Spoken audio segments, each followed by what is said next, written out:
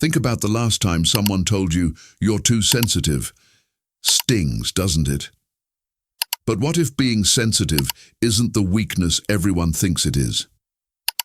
Carl Jung, one of history's greatest minds in psychology, discovered something that might completely change how you see your sensitivity. Here's something that'll blow your mind. Jung found that the very people who were called too sensitive often understood things about life and human nature that others completely missed. It's like having a superpower that nobody else understands. You know that feeling when you walk into a room and immediately sense the mood, while others seem completely oblivious. That's exactly what Jung was talking about. But here's the real kicker. Our world isn't built for sensitive people. We're told to toughen up, to grow thicker skin, to basically stop being who we are. It's like being a finely tuned instrument in a world that only wants to hear loud noise. Jung saw this problem over 100 years ago, and what he discovered about sensitivity might just change your entire perspective about yourself.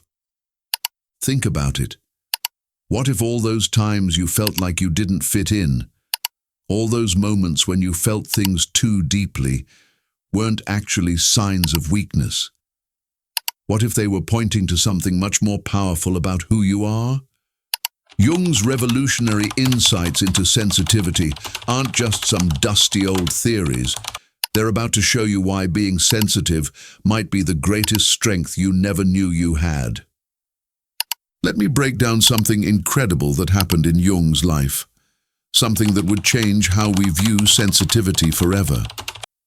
In 1913, Jung experienced what he called his confrontation with the unconscious. Imagine having your entire world turned upside down, questioning everything you believed about the human mind. That's exactly what happened to him. During this time, Jung was doing pretty well in his career. He had a successful practice, respect from his colleagues, and was considered Freud's heir apparent in the psychoanalytic world. But something felt off. He was picking up on deeper patterns in his patients' experiences that didn't fit with the standard theories of the time. It's like when you hear a song that everyone loves, but you're the only one noticing there's a deeper melody hidden underneath. This wasn't just some small discovery. Jung started documenting experiences that most rational psychiatrists of his time would have dismissed as nonsense. He found that sensitive people weren't just picking up on surface-level emotions, they were tapping into what he would later call the collective unconscious, a deep reservoir of human experience that most people couldn't access. And here's what really shook things up. Jung realized that modern society wasn't just ignoring sensitivity, it was actively suppressing one of humanity's most valuable tools for understanding ourselves and others. It's like we've been telling eagles to stop flying just because the rest of us walk on the ground. This insight turned everything upside down. Suddenly, being too sensitive wasn't a problem to fix. It was a gift to understand. But this realization came with its own challenges. How do you navigate a world that doesn't understand or value your way of experiencing life? That's exactly what Jung spent the rest of his career trying to figure out. The stakes couldn't be higher. If Jung was right, we weren't just dealing with personal preferences or individual quirks. We were talking about reconnecting with a fundamental part of human nature that our modern world had lost touch with. And for sensitive people everywhere, this wasn't just academic theory. It was about finding their place in a world that often feels too harsh, too loud, and too fast. Let me share something fascinating about Jung that most people don't know. Born in a small Swiss village in 1875, Jung wasn't just your typical doctor in training. He was that kid who always felt different, who saw things others missed. Growing up in a pastor's family, young Carl spent countless hours alone in his room, playing with stones and talking to what he called his secret friend. Most adults probably thought he was just a weird kid with an overactive imagination, but this weirdness would later become the foundation of his groundbreaking work. Picture this: a young Jung sitting in his father's church, bored out of his mind during sermons, but his mind racing with questions nobody else seemed to ask. While other kids were playing outside, he was having vivid dreams and experiences that he couldn't explain to anyone. His own father, a strict Protestant minister, struggled to understand his sensitive, introspective son. But here's where things get really interesting. Instead of trying to fix himself or become more normal, Jung leaned into his sensitivity. During his medical studies at the University of Basel, he kept having these incredible insights that didn't fit into the rigid scientific thinking of his time. His professors probably thought he was nuts when he started talking about the psychological significance of coincidences and the power of dreams. The real game changer came when Jung met Sigmund Freud. Finally, here was someone who seemed to get it. They hit it off immediately. Imagine two brilliant minds who could finally talk about all the stuff nobody else wanted to discuss. Freud saw Jung as his successor, his crown prince of psychoanalysis. But Jung's sensitivity kept picking up on things that went beyond Freud's theories.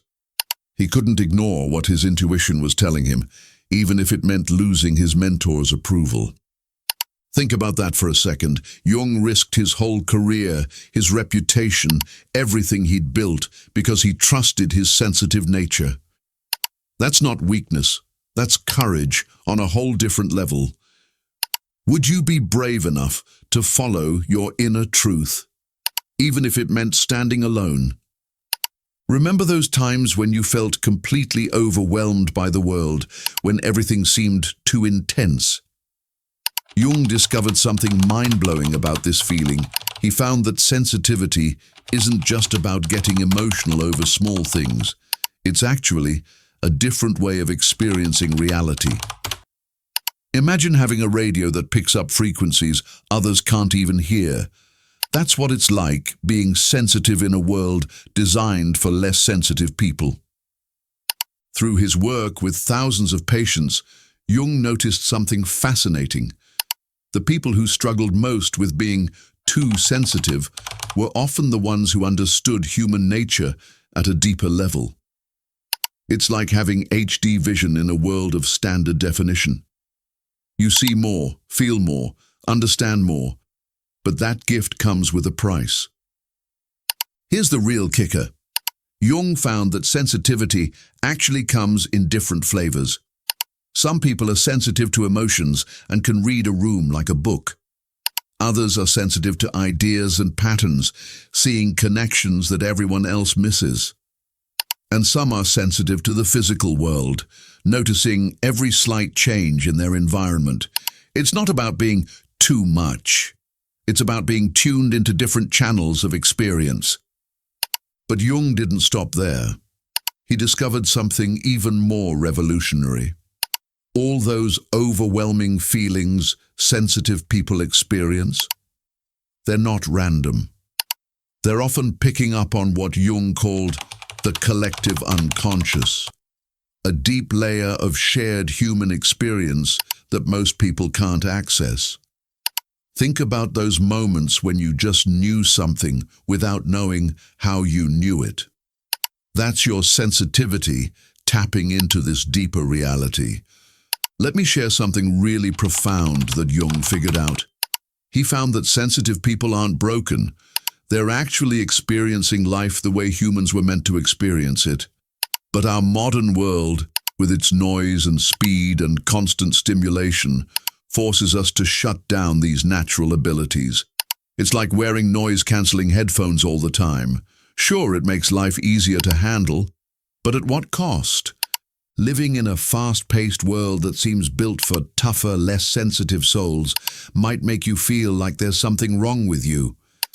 But Jung discovered something that'll change how you see your sensitivity forever. Think of it like having a superpower that society hasn't figured out how to handle yet.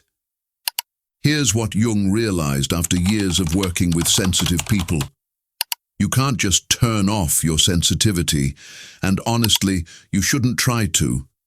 Instead, he found that the real trick is learning to work with it, not against it. It's like learning to surf. You can't control the waves, but you can learn to ride them. Jung noticed something really interesting in his practice. The clients who embraced their sensitivity, instead of fighting it, often ended up being the most successful in their own unique way. They weren't successful despite being sensitive. They were successful because of it. They used their deep understanding of emotions to become amazing therapists, their sensitivity to patterns to excel in creative fields, or their intuitive nature to navigate complex business relationships. But here's the thing that Jung wanted everyone to understand. There's no one-size-fits-all solution. Some sensitive people need more alone time to recharge. Others need to express themselves through art or writing. And some need to find the right environment where their sensitivity is valued, not viewed as a weakness. It's about finding your own path, not trying to follow someone else's. Remember what we talked about earlier, that feeling of being too much for this world? Jung would say, that's not your problem to fix. Maybe the world needs more sensitivity, not less. Maybe those who feel everything so deeply are actually the ones who can help heal a world that's becoming increasingly disconnected from itself. And here's the most powerful thing Jung discovered. When you stop seeing your sensitivity as a curse and start treating it as a gift, everything changes. Not just for you, but for everyone around you. Because in a world that's getting harder and colder, we desperately need people who aren't afraid to feel deeply, to care profoundly, and to show others that there's strength in sensitivity. At the end of the day, Jung's message is clear. If you're too sensitive for this world, maybe that's exactly what the world needs right now.